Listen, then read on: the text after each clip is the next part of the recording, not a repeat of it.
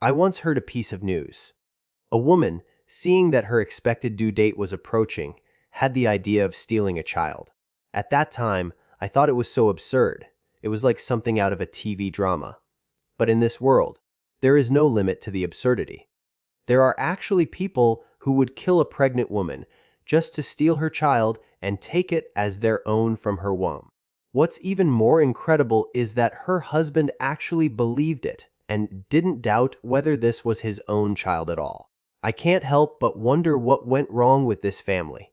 One day, Lisa Montgomery drove to the northwest of Missouri. She pretended to be there to buy a pet dog, but in her car there were items such as a steak knife, umbilical cord clamp, and clothesline.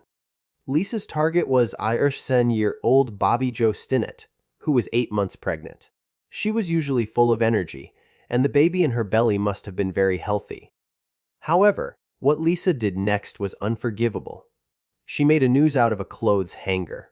While Bobby was putting a puppy into the cage, she put the noose around Bobby's head and strangled her to death. Then, Lisa took out the prepared steak knife, cut into Bobby's abdomen, took out the baby from the womb, clamped the umbilical cord, and finally wiped the baby clean with a wet wipe. After all these actions, Lisa didn't deal with the scene but directly took the baby home. She called her husband, Kevin, and said that she suddenly felt like she was going into labor while shopping and gave birth at the Topeka Birth Center in a hurry. Kevin didn't suspect a thing. On the other side, Bobby's mother found her daughter's body and was devastated. Bobby's womb was like it had exploded, and she was covered in blood. Bobby had no breath left, and her body was cold. It's really incredibly absurd. How could her husband not know if his wife was really pregnant? Or was he in on it from the beginning and just acting? However, Lisa's situation was complicated. She had always claimed to be pregnant, but in fact, she wasn't. So, was she delusional, or was there something else going on? The next morning, Lisa and Kevin had breakfast at a coffee shop on Melvin Avenue. They happily showed off a newborn baby wearing a pink hat to everyone. They introduced her as their newly born daughter, named Abigail. What Lisa didn't know was that the investigators had been monitoring her house. After they finished breakfast and returned home, the police knocked on her door. At that time, the news about this case was playing on the living room TV. Lisa was sitting on the right side of the sofa, holding the baby. The little baby was very quiet and didn't cry at all. The police felt a little relieved. At this time, the investigators noticed that there was dark red stuff under Lisa's fingernails, which looked like dried blood. When asked about the baby, Lisa first claimed that she gave birth at the Topeka Birth Center.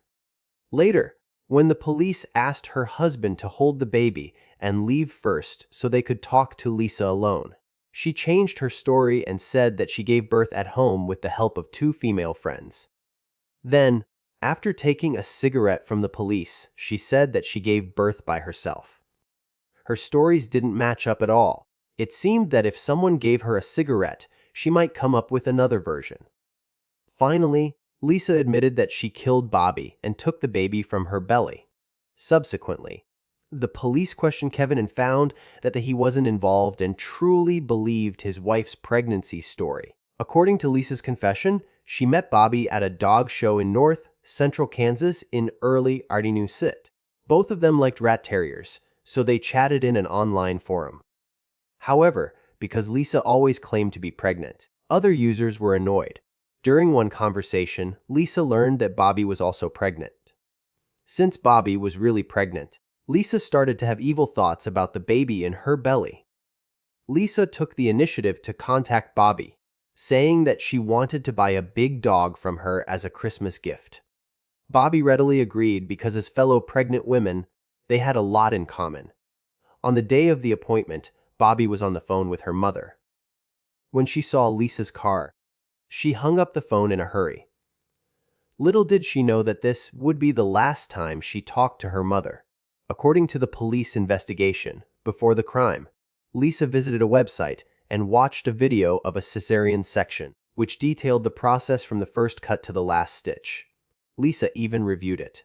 In Ardenusit, Lisa went on trial, but she was in high spirits and pleaded not guilty on the grounds of insanity. Her defense lawyer said that Lisa had suffered a lot of abuse in her childhood, so she had severe mental illness and couldn't control herself during the crime. The prosecutor suspected that Lisa was faking insanity. It is known that Lisa was born in Izoruba.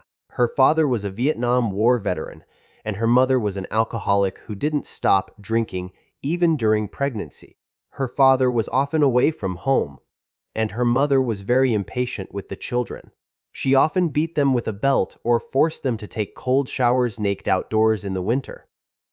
What's more, every time her mother went to the bar to drink, she would ask various strange men to take care of the children at home. It was actually a form of sex trade. When Lisa was Serba, her parents divorced, and she followed her mother to remarry. However, the torture continued. Her stepfather was also a bad person who drank and was violent. They had no fixed home and often moved. Growing up in such an environment, it was difficult for Lisa to be positive and cheerful. She had her own small world and often isolated herself, deliberately keeping a distance from others. In Izobaur, her mother divorced again. Lisa soon had a new stepfather, and the stepfather had a son named Carl Bormann. Carl got Lisa pregnant, so they got married because of the pregnancy. After getting married, Lisa still couldn't escape the abuse, because Carl had a serious violent tendency, and he was terrifying when he went crazy. But in such circumstances, Lisa still gave birth to 4 children. Subsequently, in Izozonin, she had a sterilization operation. Yes, you heard it right. She was unable to have children before being with her next husband. Later, Lisa and Carl separated and got back together several times, and finally divorced, each having custody of 2 children. In Izozoa, Lisa moved to Melvin and met her current husband, Kevin. However, during these 2 marriages, Lisa lied about being pregnant several times. Later, Carl tried to accuse her of false pregnancy and took away the custody of the other 2 children. After the incident, some people speculated that Lisa wanted to steal a child to refute her ex-husband's accusation of false pregnancy. Professionally speaking, this false pregnancy behavior belongs to a mental illness. It has a prominent psychological factor and may be caused by factors such as mental trauma and hormonal imbalance. Patients have a strong desire to be pregnant, and their bodies also show symptoms similar to real pregnancy, such as abdominal distension, nausea, vomiting, weight gain, increased appetite, and amenorrhea. The duration of these symptoms usually ranges from a few weeks to 9 months. However, as long as you go to the hospital for an examination, you can rule out pregnancy.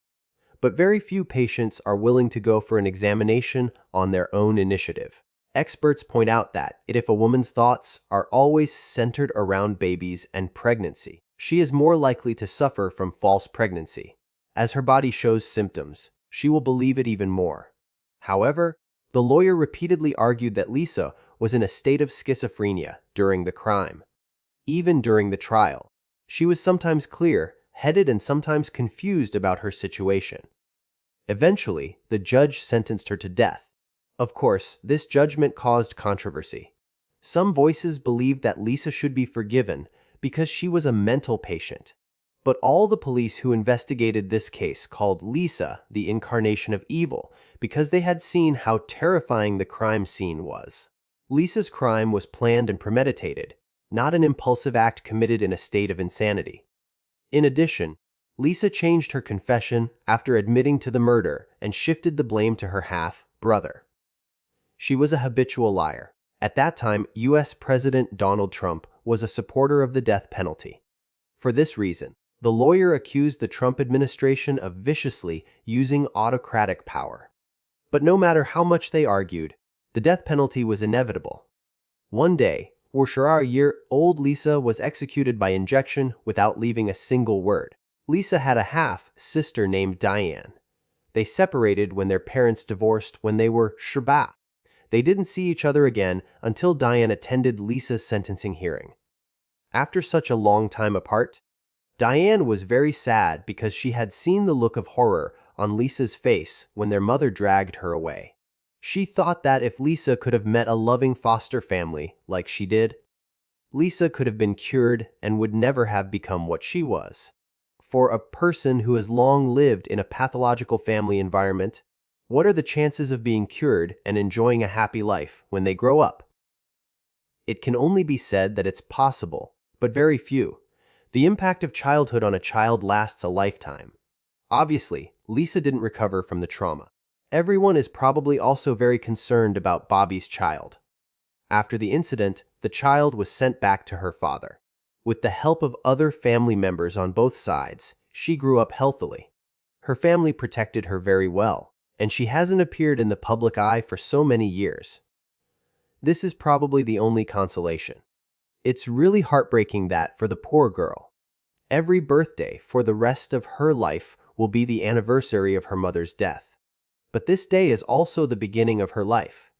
I hope the little girl can grow up in love and warmth. Only by living a good life can she carry on her mother's wishes. Well, that's the end of this video.